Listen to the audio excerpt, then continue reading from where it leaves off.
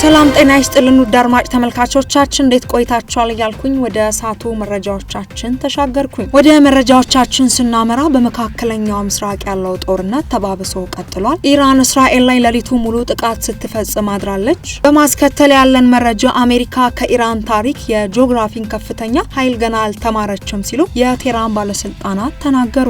የኢራን ከፍተኛ መሪ አማካሪ ስለ ዓለም አቀፍ የኃይል መስመሮች ከፍተኛ ማስጠንቀቂያም ሰጥተዋል። ከዚህ ቀደም እንደምታውቁት ትራምፕ የማይጠገብ ቀልድ አባይ ላይ መቀለዳቸው ይታወቃል። ለግብጽ ወግነው ግድቡን እንመታዋለን ማለታቸው የማይረሳ ትዝታችን ነው። ግድቡ ሲመታ ምን ሊፈጠር ይችላል የሚለውን የሚያውቁት ነገር የለም። የታሪክና የመረጃ ድህነታቸውን አሁንም በኢራን ደግመውታል። ኢራን ይህንን መግለጫ ለምን በቁጣ ተናገረች የሚለውን መረጃ ይዘናል። ሌላኛው ዱባይን በተመለከተ አዲስ መረጃ ይዘናል። እንዲሁም በመካከለኛው ምስራቅ ያለው ጦርነት በአፍሪካ ላይ ከፍተኛ አደጋ ይደቅናልም ተብሏል። ምን አደጋዎች ሊደቅኑብን ይችላሉ የሚለውን መረጃ ይዘናል። ሌላኛው መረጃችን ኢትዮጵያ ለትራንዚት መንገደኞች የ7 ቀን የነጻ ቪዛ አገልግሎት ልትፈቅድ እንደሆነ ተሰማ። እኚህንና ሌሎች ከላይ በርሱ ያልጠቀስናቸውን መረጃዎች አያይዘን በዝርዝር ወደ እናንተ የምናቀርበው ነው። ውድ አድማጭ ተመልካቾቻችን እንደተለመደው ለእርስዎ ጠቃሚ ብለን ያሰብናቸውን መረጃዎች ሁሉ ይዘን ተገኝተናል። ታዲያ እስከ ዝግጅታችን ፍጻሜ ድረስ አብራችሁን ቆዩ።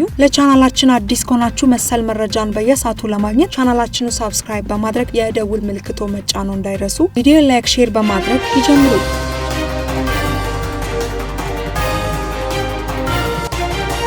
ወደ መረጃዎቻችን ስናመራ በመካከለኛው ምስራቅ ያለው ውጥረት ተባብሶ ቀጥሏል። ኢራን በሲቪል ተቋማት ላይ ጥቃት ከተፈጸመባት እጅግ የከፋ የአጸፋ ምላሽ እንደምትመልስም ዝታለች።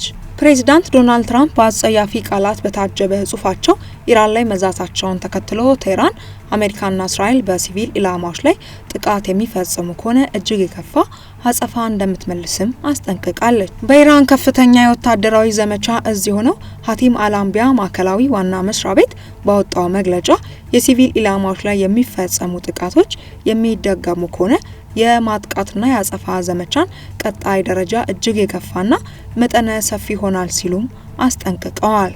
በኢራን እስላማዊ ሪፐብሊክ ብሮድካስቲንግ ላይ ይህ ማስጠንቀቂያ የተላለፈው ፕሬዚዳንት ትራምፕ ቴህራን የሆርሙዝ ወሽመጥን እስከ ማክሰኞ ዕለት ድረስ የማትከፍት ከሆነ በሀገሪቱ የኃይል ማመንጫዎችና ድልድዮች ላይ ጥቃት እንደሚፈጸሙ ከዛቱ በኋላ ነው። ፕሬዚዳንት ትራምፕ ከዚህ ቀደም ወደ 10 ቀናት አራዝመውት የነበረውን ቀነ ገደባቸውን የሚጠናቀቀው በዛሬው ዕለት ነበረ። ይሁን እንጂ ትናንትና በማህበራዊ ሚዲያ ገጻቸው ላይ ማክሰኞ ከምሽቱ 2 ሰዓት በማለት የጻፉ ሲሆን ይህም ቀነ ገደቡን በኢትዮጵያ ሰዓት አቆጣጠር ወደ ማክሰኞ ሌሊት 10 ሰዓት እንዳዘዋወሩትም ያመላከተም ሆኗል።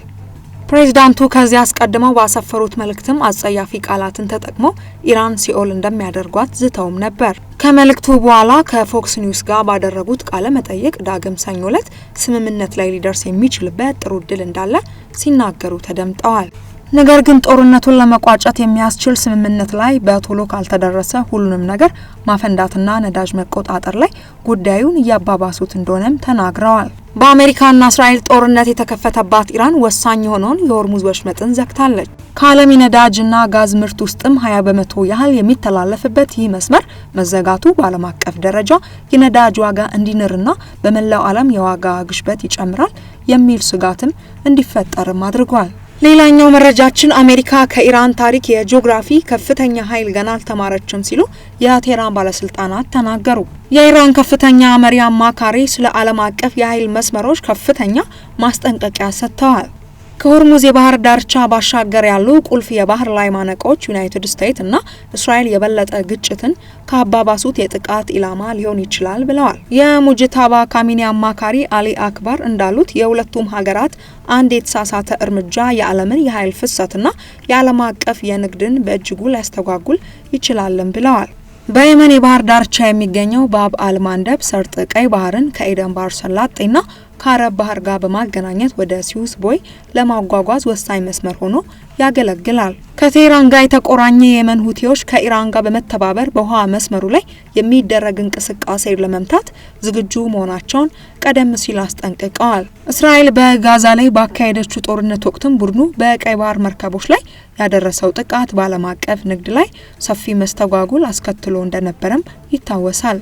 ሌላኛው መረጃችን ሳውዲ አረቢያ አዳዲስ መስመሮች መዳረሻዎችን ለመክፈት ማቀዷን የሶማሌላንድ መንግስት እንደሚደግፍም አስታወቀ። የሳውዲ አረቢያ የወደቦች አስተዳደር ባለስልጣን ትናንት ባወጣው መግለጫ 17 አዳዲስ የመርከቦች መንገዶችን ለመክፈት መወሰኑን አስታውቋል። እነዚህም መንገዶችም የሳውዲ አረቢያ ወደቦችን ወደ ተለያዩ የኤስያ፣ የመካከለኛው ምስራቅና የአፍሪካ ሀገራትን የሚያገናኙ መሆናቸውንም አስረድቷል። የእነዚህ አዳዲስ የመርከብ መንገዶች መክፈት ሀገሪቱ 20 በ30 የዓለም የሎጂስቲክ ማዕከል ለመሆን ያወጣችውን እቅድ ለማሳካት እንደሚጠቅማትም አስታውቀዋል። በዚህም እቅድ ውስጥም ባለስልጣኑ ከጠሯቸው መዳረሻ ወደቦች መካከል በርበራ ይገኝበታል። የሶማሌላንድ ማሪታይም ሴኩሪቲ ኮኦርዲኔሽን ጽህፈት ቤት ዛሬ ባወጣው መግለጫ ይህንን የሳውዲ አረቢያ እቅድ እንደሚደግፈው አስታውቀዋል። በመግለጫው ይህ ውሳኔ በርበራ ወደብን በቀጠናው በዓለም አቀፍ ንግድ ውስጥም ትልቅ ጠቀሜታ ያለው መሆኑን የሚያሳይም ነው ያለው ባለስልጣኑ የወደቡን መሰረተ ልማት ለማሻሻልና ደህንነቱን ለማረጋገጥ እያደረገ ያለው ጥረት ውጤት ማስገኘቱንም አስረድቷል። በመሆኑም የሳውዲ አረቢያን እቅድ ለማሳካት በትብብር ለመስራት ዝግጁ መሆኑንም ገልጸዋል። ይህ ጉዳይ በቀጠናው ጂኦፖለቲካ ላይ አዲስ ውጥረትና አሰላለፍ ሊፈጥር የሚችል መሆኑን የፖለቲካ ተንታኞችም ተናግረዋል። ሌላኛው መረጃችን ዱባይን በተመለከተ ነው። መመሪያው በጦርነት የተዳከመውን የከተማውን ኢኮኖሚ ለመደገፍ ከዚህ ቀደም የተገለጸው የ1 ቢሊዮን ድርሃም ማበረታቻ አካልም ነው። ገለፍ ኒውስ እንደዘገበው በዚህ መመሪያ መሰረት ሆቴሎች ከመኝታ ክፍል ከምግብና ከመጠጥ ሽያጭ የሚከፍሉትን ታክስ 100% በ3 ወራት ማራዘም የሚችሉ ሲሆን ይህም ሁሉንም የእንግዳ ማረፊያ ሆቴሎች፣ ሆቴል አፓርትመንቶችና የበዓል ቤቶችንም የሚመለከትም ነው። እነዚህ ተቋማት ከሚሰጡት አገልግሎት በተጨማሪ ለንግድ ስም፣ ለንግድ ፍቃድ እድሳት፣ ለጋዜጣ ማስታወቂያ፣ ለአካባቢ አገልግሎት፣ ለቆሻሻ አስተዳደርና ሌሎች መሰል ጉዳዮችን ለመንግስት የሚከፍሉት ክፍያ በ3 ወራት የተራዘመላቸው መሆኑን ዘገባው አስረድቷል። ሌላኛው መረጃችን የአይፋ የእሳት አደጋ የነፍስ አድን አገልግሎት ጣቢያ አዛዥ እንደገለጹት በአይፋ ከተማ በኢራን ባላስቲክ ሚሳኤል ተመቶ በፈረሰ የመኖሪያ ህንጻ ፍርስራሽ ስር ያሉ 4 ሰዎች ለማግኘት የነፍስ አድን ሰራተኞች ከሌሎች የጸጥታ አካላት ጋር በመቀናጀት ከፍተኛ ጥረትም ያደረጉ ነው። የጣቢያው አዛዥ ኮቢ ማጂራሂ እንደተናገሩት የእሳት አደጋ አገልግሎት ከፖሊስ፣ ከእስራኤል መከላከያ ሰራዊት የሀገር ውስጥ ግንባር እዝና ከማገን ዴቪድ ኦዶም የአምቡላንስ አገልግሎት ጋር በመሆን እስካሁን ምንም አይነት ግንኙነት ማድረግ ያልቻሉትን 4 ሰዎች ለማዳን ሌሊቱን ሙሉ ፍለጋዎች ቀጥለዋል። ኮቢ ሚዛራሂ አክለውም ይህ አጋጣሚ በጦርነቱ ሂደት በዲስትራክት ውስጥም እስካሁን ካጋጠሙት ትዕይንቶች መካከል እጅግ አስከፊ መሆኑን ገልጸው ይህም የሆነው በደረሰው የውድመት መጠን፣ በነፍስ አድን ስራው ውስብስብነትና በደረሰው የጉዳት መጠን ምክንያት መሆኑን በሰጡት መግለጫም አስረድተዋል። ሌላኛው መረጃችን በመካከለኛው ምስራቅ ያለው ጦርነት በአፍሪካ ላይ ከፍተኛ አደጋም ደቅኗልም ተብሏል። በመካከለኛው ምስራቅ እየተካሄደ ያለው ጦርነት በአፍሪካ ላይ ከፍተኛ አደጋ ይደቅናል ሲሉ የአፍሪካ ህብረትና የአፍሪካ ልማት ባንክ ቅዳሜ ዕለት ኤኤፍፒ የተመለከተውን ሪፖርትም አመላክቷል። ግጭቱ በአህጉሪቱ ያለው የኑሮ ውድነት ሊያባብስና እድገትን ሊገታ እንደሚችል ሪፖርቱ አስጠንቅቀዋል።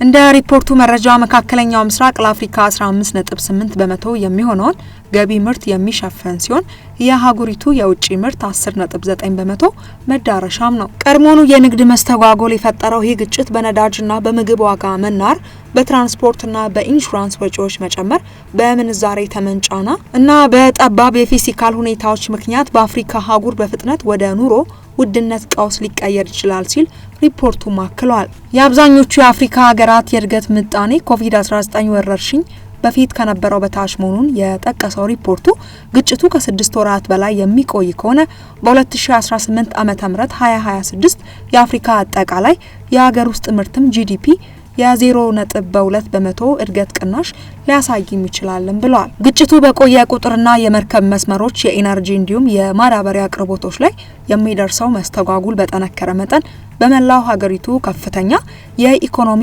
መቀዛቀዝ የመከሰት እድሉ እየሰፋ ሄዳል ሲልም አስጠንቅቀዋል። ከአረብ ባህረ ሰላጤ የሚመጣው የተፈጥሮ ጋዝ አቅርቦት መቀነስ በማዳበሪያ ምርት ላይ ተጽዕኖ እንደሚያሳድርና ይህም እስከ ግንቦት ወር ባለው ወሳኝ የግብርና ወቅትም የማዳበሪያ አቅርቦትን እንደሚገድብም ተገልጿል። ሌላኛው መረጃችን ኢትዮጵያ ለትራንዚት መንገደኞች የ7 ቀን ነጻ ቪዛ አገልግሎት ልትፈቅድ ነው። የኢትዮጵያ ቱሪዝም ሚኒስቴር ቱሪዝምን ለማሳደግ የውጭ ምንዛሬ ግኝትን ለማሻሻል ለትራንዚት መንገደኞች እስከ 7 ቀናት የሚቆይ ነፃ የቪዛ አገልግሎት በቅርቡ ተግባራዊ ሊደረግ መሆኑን አስታውቀዋል። የቪዛ ማሻሻያ በቅርቡ በሚኒስትሮች ምክር ቤት መጽደቁም ተገልጿል። ይህ ማሻሻያ በቦሌ ዓለም አቀፍ አውሮፕላን ማረፊያ አልፈው የሚሄዱ መንገደኞች ከ24 ሰዓታት እስከ 7 ቀናት ያለምንም የቪዛ ክፍያ ኢትዮጵያን እንዲጎበኙ እድል የሚሰጥም ነው ተብሏል። ክቡራን አድማጭ ተመልካቾቻችን ለሰዓቱ ይዘን የቀረብንላችሁ መረጃዎቻችን በዚያ በቃ። ኢትዮናስ ሚዲያችን ምንም ጊዜ እንደሚለው ሰላም ለሀገራችን፣ ሰላም ለዓለማችን ያምጣልን። በቀጣይ በሌሎች መረጃዎች እስክንገናኝ ድረስ በያላችሁበት ጤና ይስጥልን።